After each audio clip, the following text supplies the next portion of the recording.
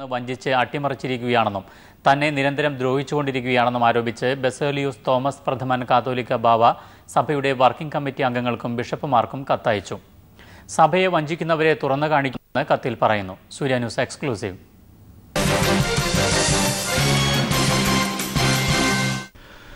Bishop K P. യോഹന്നാന്റെ നേതൃത്വത്തിലുള്ള തിരുവല്ല ആസ്ഥാനമായ ബിലീവേഴ്സ് ചർച്ചും യാക്കോബായ സഭയും തമ്മിലുള്ള ലയന നീക്കത്തെ തുടർന്നുണ്ടായ അഭിപ്രായ ഭിന്നതകളാണ് യാക്കോബായ സഭയിൽ പുതിയ കലാപത്തിന് തുടക്കം കുറിച്ചത്.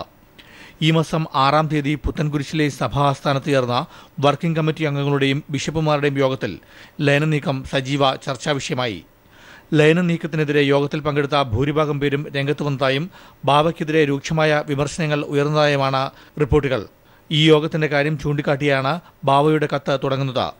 എത്രയും പെട്ടെന്ന് അസോസിയേഷൻ യോഗം വിളിച്ച് ഇക്കാര്യങ്ങൾ പുറത്തുവിടുമെന്ന് ബാവ മുന്നറിയിപ്പ് നൽകുന്നുണ്ട്.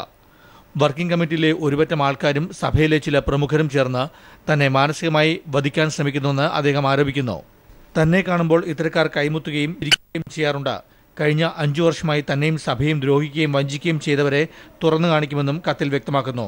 കാതോലിക്ക ബാവയെ ഈ സഭയ്ക്കകത്തു നിന്നും ചില പ്രമാണിമാരായിട്ടുള്ള വിഷവിത്തുക്കൾ അതികഠിനമായിട്ട് കഴിഞ്ഞ 5 വർഷമായി ദ്രോഹിച്ചുകൊണ്ടിരിക്കുന്നു എന്നും ഇവർ ചെയ്യുന്ന വിക്രിയകളെ സംബന്ധിച്ച് ഞാൻ എൻ്റെ കാലശേഷം ഡേറ്റ് വൈസ് ആയിട്ട് എഴുതിയിട്ടുള്ള ആ പ്രവർത്തനങ്ങളെ സംബന്ധിച്ച് വെളിപ്പെടുത്തും എന്നുള്ള കത്തിലെ പരാമർശം അതീവ ഗൗരവത്തോടു കൂടി തന്നെ ഈ സഭയിലെ സുറിയാനി ക്രിസ്ത്യാനി വിശ്വാസികളായിട്ടുള്ള ആളുകൾ കാണുകയാണ്. താൻ നേരിട്ട പീഡനങ്ങളും അനുഭവങ്ങളും തന്റെ കാലശേഷം പുസ്തകമായി പ്രസിദ്ധീകരിക്കാൻ അനുമതി നൽകിയിട്ടുണ്ട്. ഇതിനാവശ്യമായ എല്ലാ തെളിവുകളും ശേഖരിച്ചു കഴിഞ്ഞു. സഭയിലെ ചില പ്രമാണിമാരുടെ പൊയ്മുഖങ്ങൾ തുറന്നു കാണിക്കേണ്ടത് സഭയുടെ നിലനിൽപ്പിന് അത്യാവശ്യമാണ്. സ്ഥാനമാനങ്ങൾ ലഭിക്കാതെ വന്നാൽ എന്തും ചെയ്യാൻ മടിക്കാത്ത ഒരു കൂട്ടർ യാക്കോബായ സഭയിലുണ്ടെന്ന് കത്തോലിക്ക ബാവ ഈ മാസം 7-ാം തീയതി വർക്കിംഗ് കമ്മിറ്റി അംഗങ്ങൾക്ക് അയച്ച കത്തിൽ പറയുന്നു. ഈ കത്ത് പുറത്തു വന്നതോടുകൂടി സഭയ്ക്കുള്ളിൽ വീണ്ടും പൊട്ടിത്തെറിയുണ്ടാകുമെന്ന ഉറപ്പാണ്. സന്തോഷ് ബാലകൃഷ്ണൻ, സൂര്യ ന്യൂസ്, കൊച്ചി.